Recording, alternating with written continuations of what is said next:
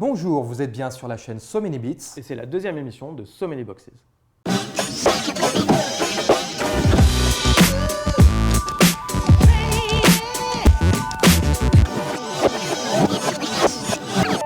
Bon bah Kevin, deuxième émission.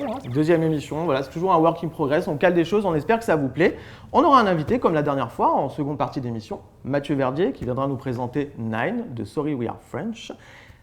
Et avant, on va vous faire des petites chroniques, on va parler des jeux qui nous ont marqués ou qui vont nous marquer. Et tu voulais nous parler de Turmoil. Oui, Turmoil, je vais vous emmener sur Mars avec des nouvelles de la planète rouge. Fin octobre, donc on ne l'a pas encore, sort la toute nouvelle extension de Terraforming Mars. Alors pour ceux qui habitent Neptune depuis 4 ans, Terraforming Mars c'est l'un des plus gros best-sellers de jeux experts. Et puis bon, il faut se l'avouer, c'est un de mes jeux favoris. J'ai peut-être fait 200 parties. Donc dans Terraforming Mars, vous incarnez des corporations bien décidées à transformer le caillou rouge en deuxième terre. Je pense qu'ils savent. Ouais, Tout le monde a joué, non? Oui, on ne va pas s'étendre sur le jeu de base, il est assez connu comme ça. Ce n'est pas le sujet. L'auteur Jacob Frixelius et son équipe nous ont déjà offert 4 suppléments. Alors on a eu Hélas et Elysium, représentant d'autres paysages martiens. Venus Next, où la planète gazeuse servait à étendre le pouvoir de vos corporations.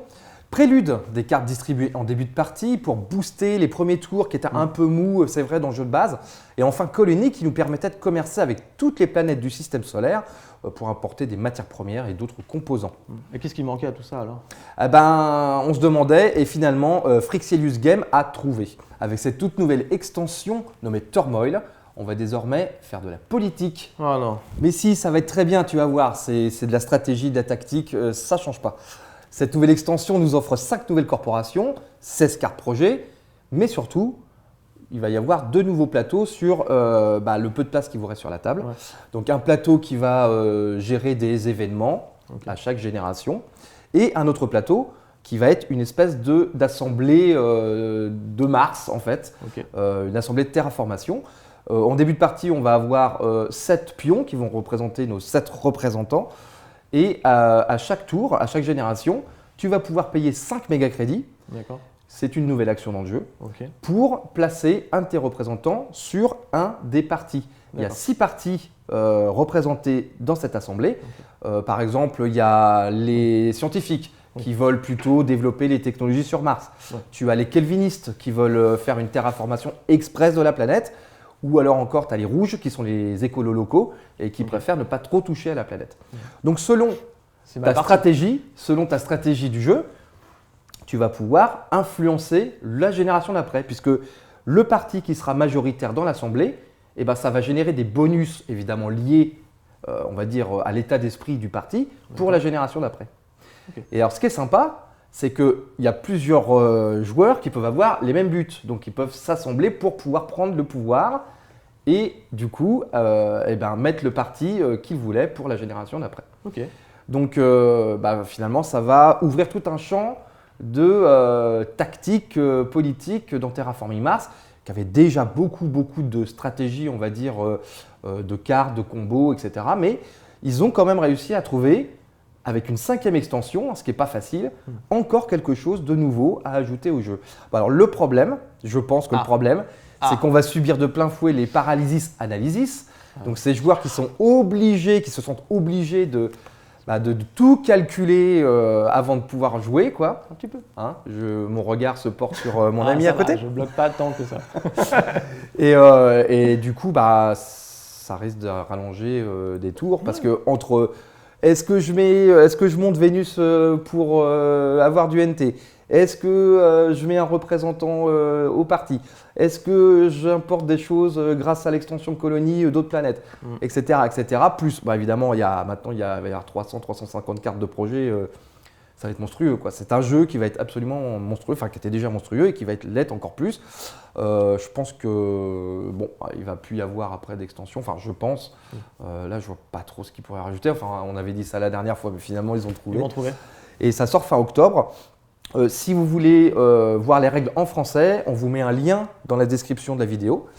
Et je voulais quand même rajouter que Terraforming Mars a son championnat de France désormais depuis 1 an. Le prochain, ça sera à Asnières le 7 décembre prochain. Et on pourra se frotter aux meilleurs joueurs de France. On vous met le lien si vous voulez vous inscrire. dans la description de la vidéo. Oui, je l'ai fait l'année dernière. Franchement, je n'ai pas brillé, mais je l'ai fait quand même. Voilà. Et c'est bien. Merci. Bien. Merci beaucoup. Pour cette nouvelle émission, j'ai décidé de vous parler de 2 jeux produits par Playdead Games. Colby Dodge, l'éditeur au chapeau bariolé, s'est donné comme but depuis 2012 de nous faire vivre des aventures. Entouré de ses acolytes Isaac Vega et Jerry Hawthorne, ils nous ont donc offert des jeux comme Mice and Mystics, Dead of Winter ou récemment Histoire de peluche, tous très narratifs. Et très connu.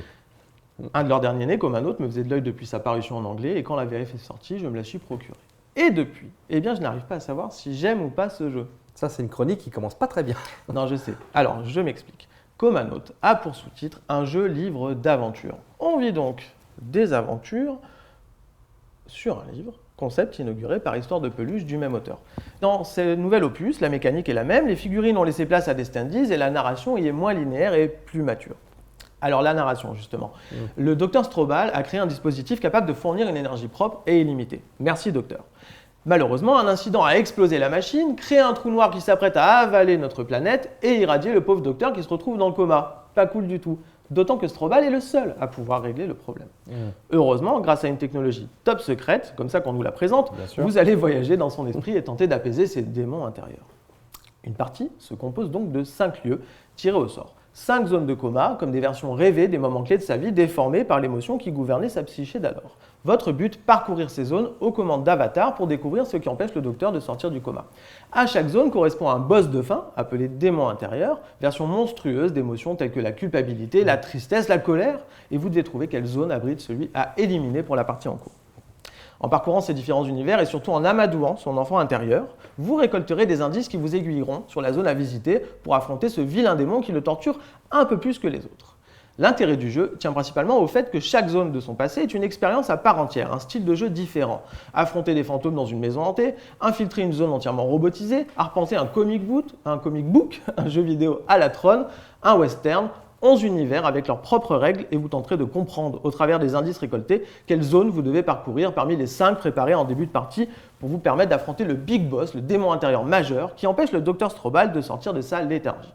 Mais à farfouiller dans la tête de ce pauvre docteur, vous mettrez ses constantes vitales en danger. Quand votre avatar meurt, quand vous débusquez l'enfant intérieur ou quand vos choix sur la page provoquent un trop-plein d'émotions, le jeu vous invite à retourner une carte encéphalogramme, sachant qu'une des 3 dernières de la pile est un arrêt cardiaque pur et simple. Fin du docteur, du jeu et de l'humanité au passage.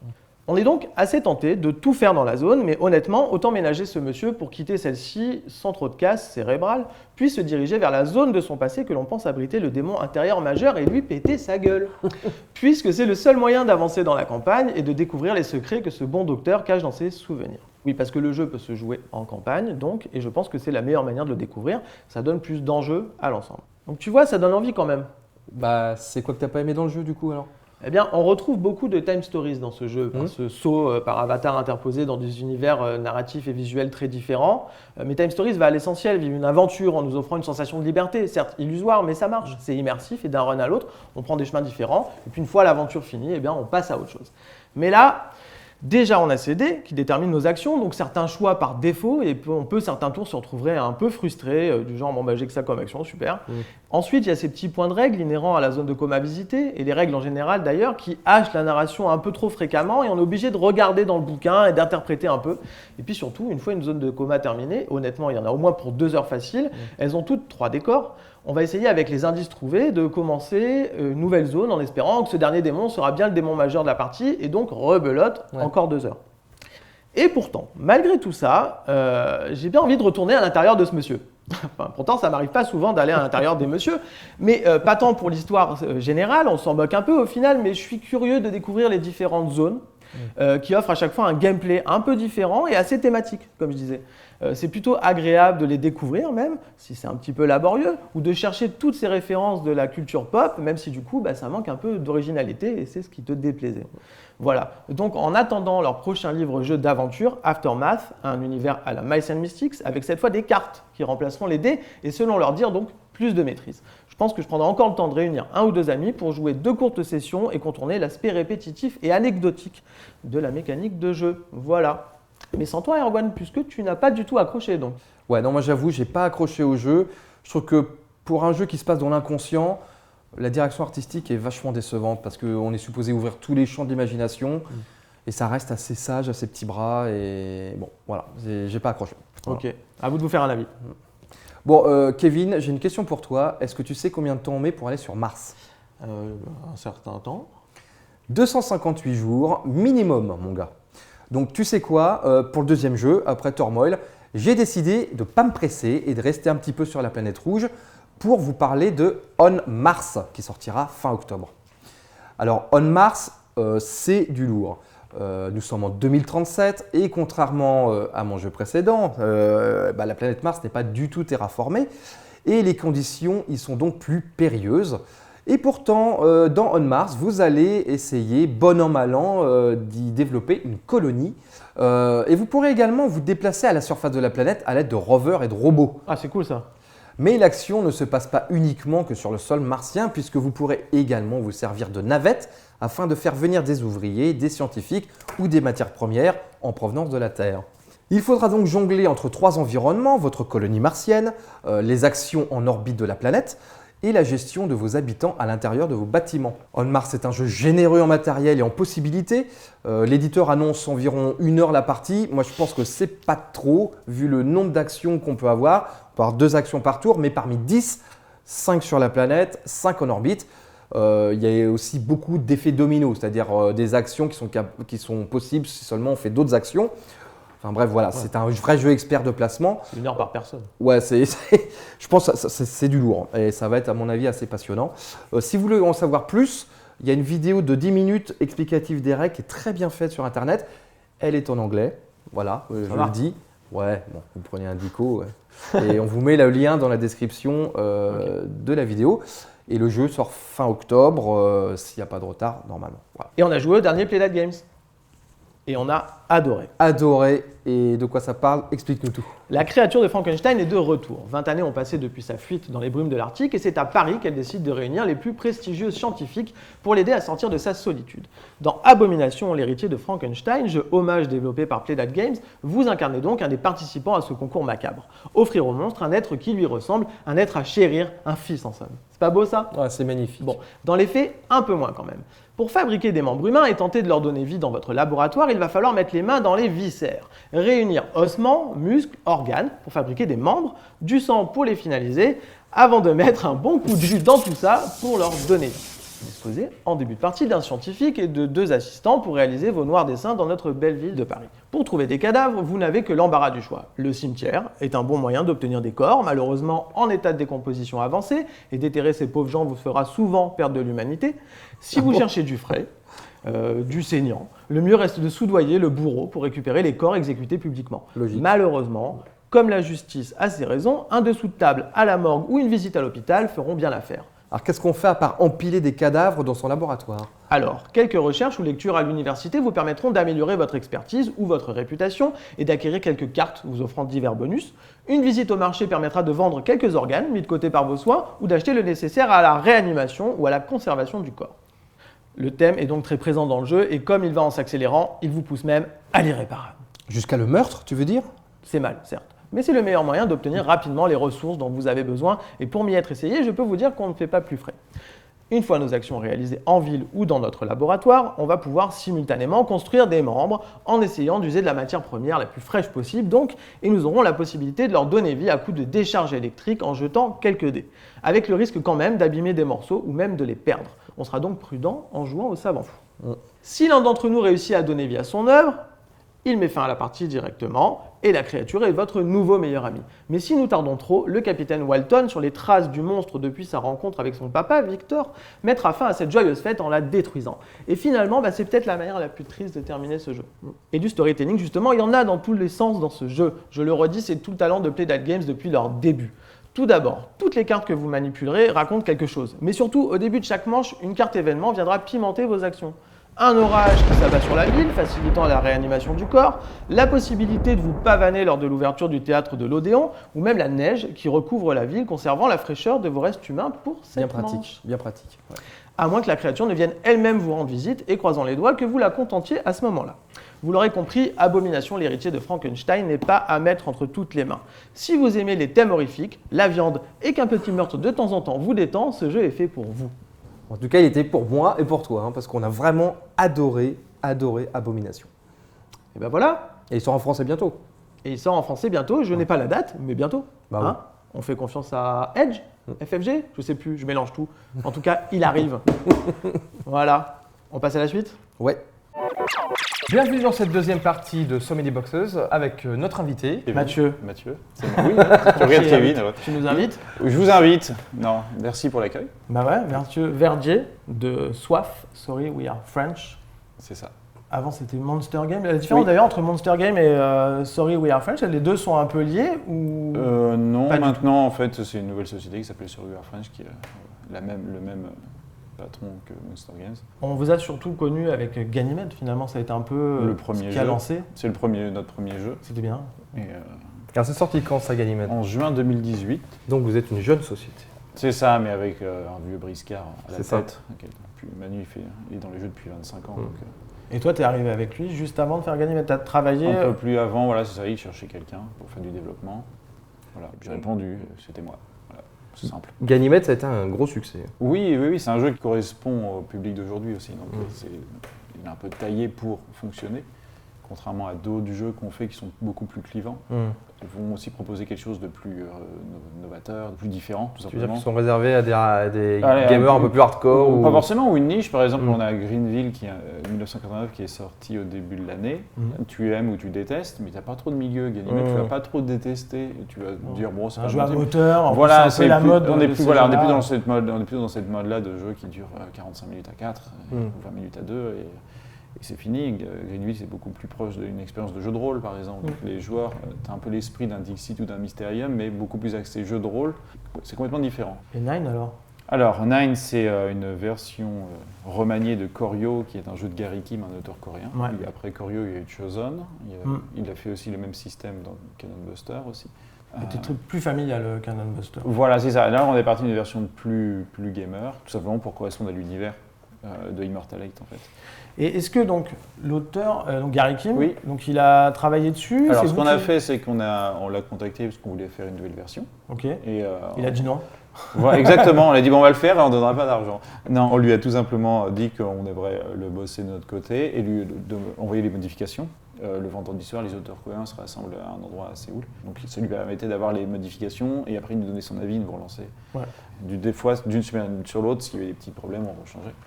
Et quel était l'axe?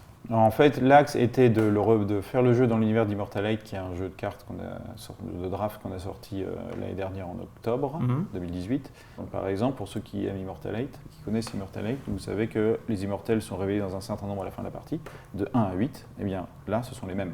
Moi, je connais pas l'univers de base. D'accord. Donc, en fait, c'est quoi cet univers? On est dans du fantastique, ce sont des dieux. Voilà, Comment ça fonctionne? Et c'est un univers avec des 8 immortels qui veulent dominer, influencer le monde, etc. Donc chacun a un petit peu son style de jeu dans Immortalite. Donc on voulait un peu le retranscrire dans Nine, Justice, elle tranche les égalités, etc. D'accord. On voulait représenter ça. Il y a Tomorrow et il vit dans l'espace, il a un petit côté vision, etc. Donc dans Immortalite, il essaie de deviner l'identité de ses adversaires. Et là-dedans, le côté vision, connaissance est représenté par le fait qu'il pioche une carte de plus que les autres, des choses comme ça. Donc vous essayez de garder un peu le background et ouais, le la retranscrire. logique des personnages exactement, sur les et différents en jeux. mécanique en fait. Et du coup, quand on a repris les personnages de l'univers de Immortalite, on a voulu que leur pouvoir corresponde à leur personnalité qu'on avait introduit dans Immortalite et qu'on a voulu retranscrire dans la mécanique de jeu de Koryo. Ce qui a forcément introduit quelques modifications et des changements en cours de travail, mais au final, ça représente vraiment la personnalité. Par exemple, le 9 est un nouveau personnage qui arrive dans la storyline qui n'était pas présent dans Immortalite, mais était déjà présent à travers quelques cartes de manière un peu annonciatrice. Et comme c'est un métamorphe, son pouvoir est de copier n'importe lequel, donc on a gardé cet aspect. Donc voilà, donc l'idée c'était vraiment l'axe de travail dans un univers, améliorer une mécanique qui était intéressante, mais qui pour moi était un peu bancale à 2 joueurs. C'est pour ça qu'on a un peu amélioré le contrôle dans le jeu. Il y a de l'interaction, mais dans Koryo, il y avait une carte qui te permet d'échanger une carte avec un adversaire. Elle n'existe plus. Elle devient copier une majorité adverse, qui est moins agressif. On est obligé de garder le côté agressif, déjà parce que c'est l'identité du jeu, mais parce qu'elle est nécessaire. Comme c'est un jeu de majorité, si tu veux que les majorités bougent dans le jeu, que le jeu soit plein de rebondissements, il faut quand même pouvoir les détruire si tu n'as pas la carte pour contester ton adversaire, tu es bien content de les détruire pour gagner la majorité quand même après. Donc c'est important et c'est aussi, ça agit comme un peu comme une épée de Damoclès. Tu sais que ta position n'est jamais figée et savoir que cette carte existe est aussi une menace même dans le choix, même si elle n'arrive pas en fait. C'est important la pression un peu on n'est jamais sûr de rien en fait. Voilà, tout comme à Justice qui est une carte unique, puisque c'est le numéro 1 et qui n'est disponible qu'une fois dans la pioche, et bien rien que le fait qu'un joueur là agit comme une sorte de polarisation, c'est-à-dire que tu vois cette carte, ce dessin que tu ne vois jamais en fait dans le jeu, attire en fait, tu fais ah il a ça, c'est rare et voilà. Oui, parce que pour ceux qui ne connaissent pas, le principe dans Choreo, c'est que voilà, la carte 1 elle est en un exemplaire, ensuite 2 du 2, 3 du 3, etc.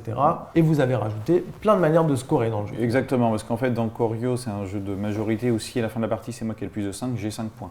Oui. Mais tu étais soumis quand même au hasard de ta pioche. Donc, pour contrôler ça, il y a d'autres manières de marquer des points qui existaient aussi un petit peu dans Choreo. Mais voilà, il y a des ressources. Si vous en contrôlez le plus à la fin de la partie, vous gagnez un jeton qui vaut 4 points.